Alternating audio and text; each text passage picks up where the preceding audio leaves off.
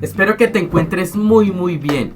Continuando con nuestro curso de Física 2, Electricidad y Magnetismo, hoy haremos una introducción de uno de los fenómenos más importantes de la física. Hoy vamos a hablar de la ley de inducción de Faraday y, adicional a todo eso, voy a traer una simulación para ustedes hecha en GeoGebra para que sea mucho más fácil entender todo este tema. Como siempre, aquí te dejo el icono del canal para que te suscribas, le des me gusta y compartas este video porque estoy más que seguro que será supremamente útil. Entonces hoy estoy emocionado porque hice una simulación en GeoGebra, entonces creo que va a ser bastante chévere. Entonces vamos a entrar en materia. Primero que todo, ¿qué es este rollo de la ley de inducción de Faraday? Ya habíamos hablado antes que el flujo eléctrico en una superficie cerrada siempre es igual a la carga interna sobre epsilon 0. Si estamos en el vacío, claro está. Entonces nosotros sabemos que el flujo eléctrico es bastante importante porque es como un testimonio de la existencia de cargas o no en el interior de esa superficie. Pero ¿qué pasa? También ya hemos discutido anteriormente, o puedo decirlo acá, el hecho de que el flujo magnético sobre una superficie cerrada siempre es cero. Esa es una ley sagrada del electromagnetismo, que significa que no existen fuentes de campo magnético. No existe una carga magnética fundamental. No existe hasta ahora. Siempre hay que recordar que en ciencias tenemos que afirmar que no hemos podido detectar cosas, no podemos asegurar su inexistencia. Entonces, hasta ahora no hemos detectado ese tipo de partículas. Toda la evidencia experimental nos dice que no hay flujo magnético sobre una superficie cerrada. Pero, ¿qué ocurre? A pesar de eso, pues, uno es curioso y llega a pensar, ¿qué ocurre si hacemos ese cálculo del flujo, pero no en una superficie cerrada, sino en una superficie abierta? Ya sabemos que cuando es cerrada es siempre cero. Pero ¿qué pasa cuando la superficie es abierta?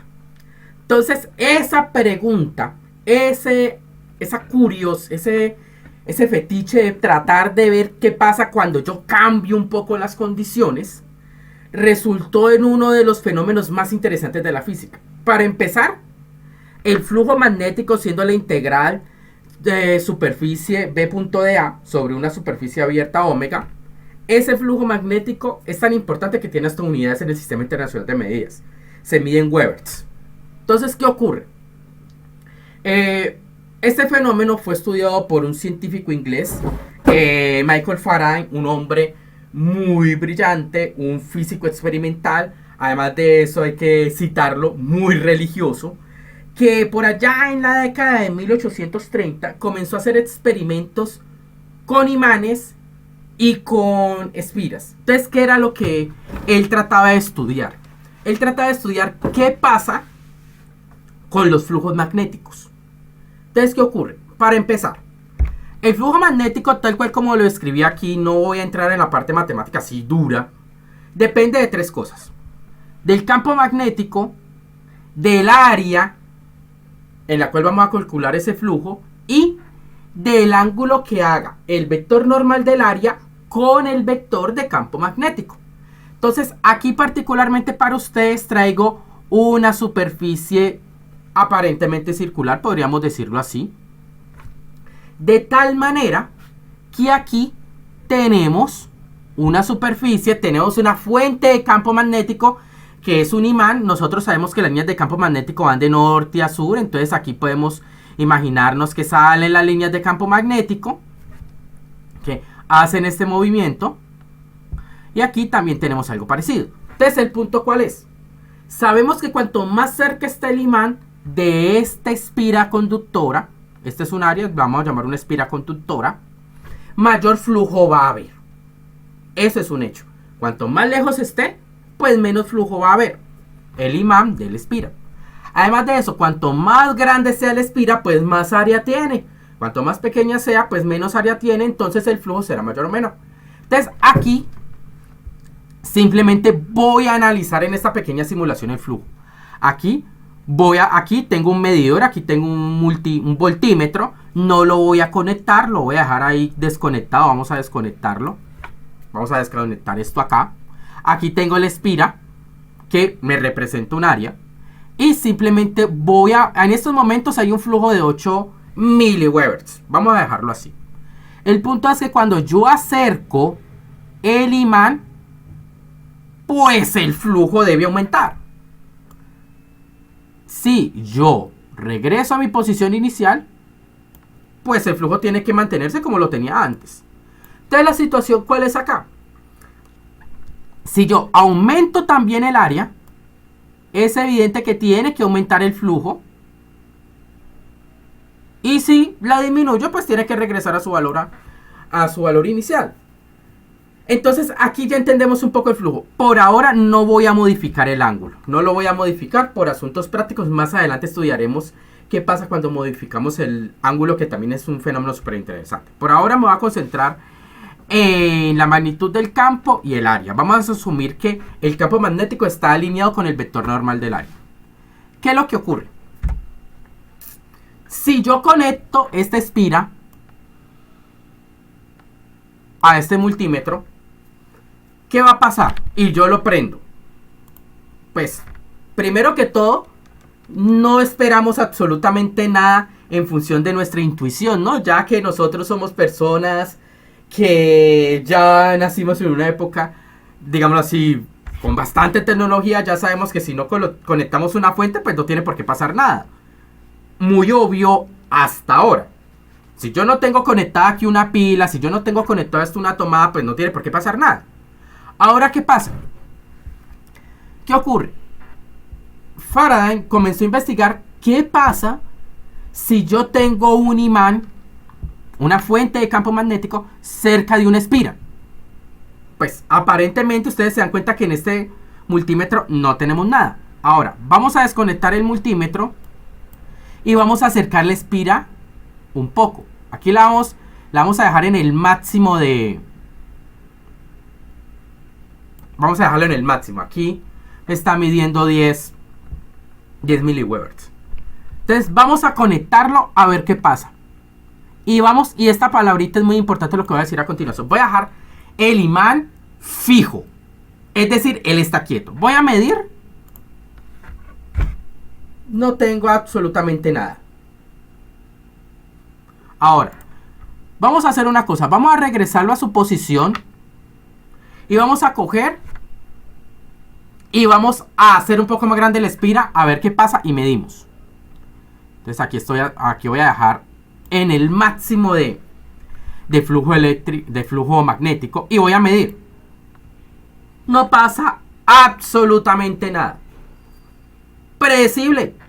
Creo que si no hay una fuente conectada acá, si no hay una pila, si no la conectamos pues a una tomada de corriente, pues no esperamos nada, ¿cierto? Aquí tenemos el voltímetro, perdón, que mide el voltaje, la diferencia de potencial entre estos terminales de esta Spira.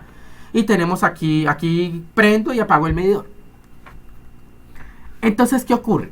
¿Qué es lo interesante?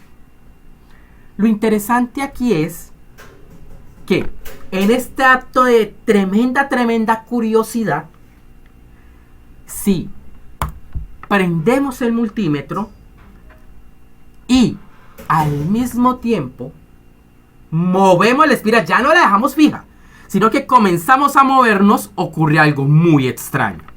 Quiero que se den cuenta en lo que va a pasar. Ya la Spira no está fija. La Spira la voy a mover y la voy a regresar hacia el punto inicial. Miren qué pasa.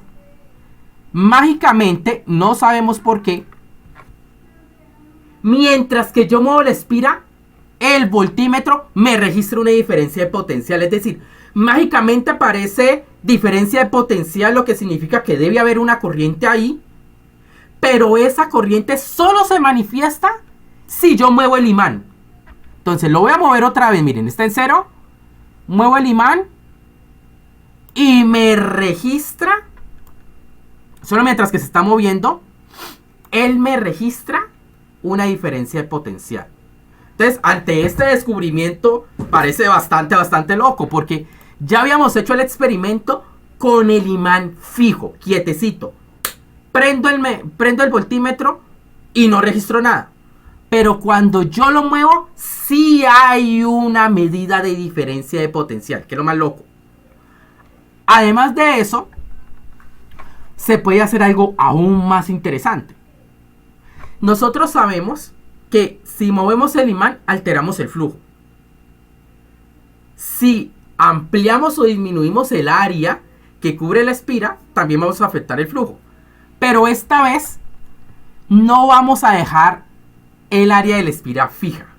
Vamos a moverla mientras que tenemos el voltímetro aquí conectado. Lo conectamos y miremos a ver qué pasa. Con esto yo controlo el área de la espira.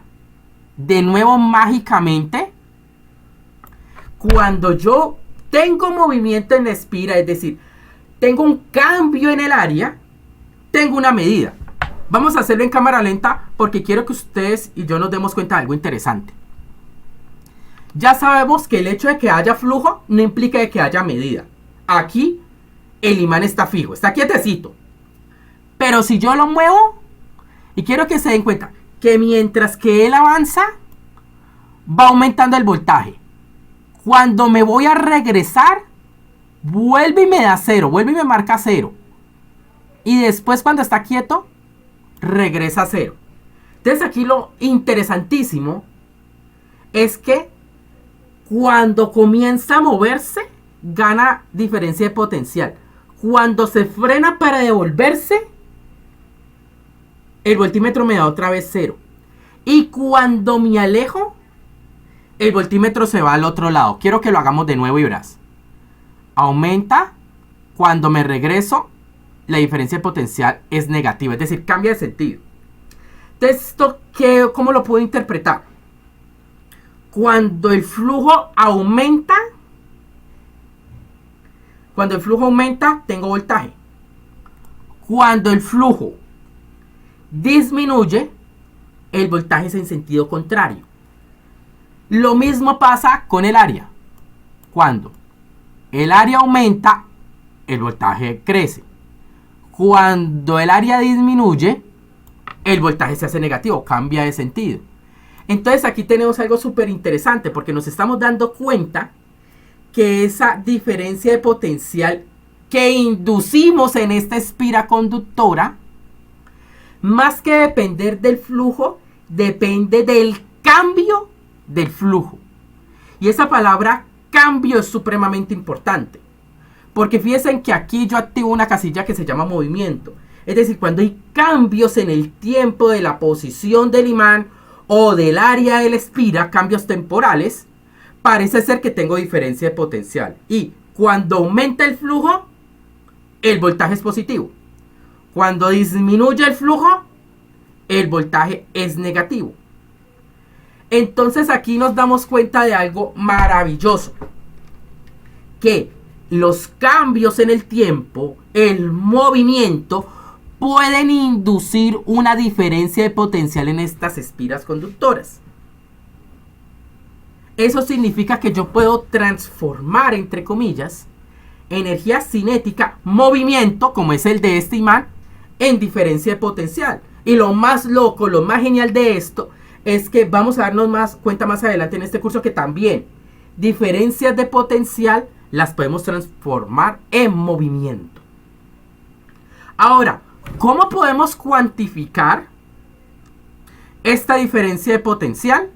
Ya eso es algo que veremos en próximos videos. Por hoy, yo lo único que quería traerles es esta animación que creo que es bastante práctica, que me sirve para entender de manera, digámoslo así, cualitativa la ley de inducción de Faraday. Cuando hay un cambio en el flujo positivo, cuando el flujo magnético aumenta, hay una diferencia de potencial inducida en una espira.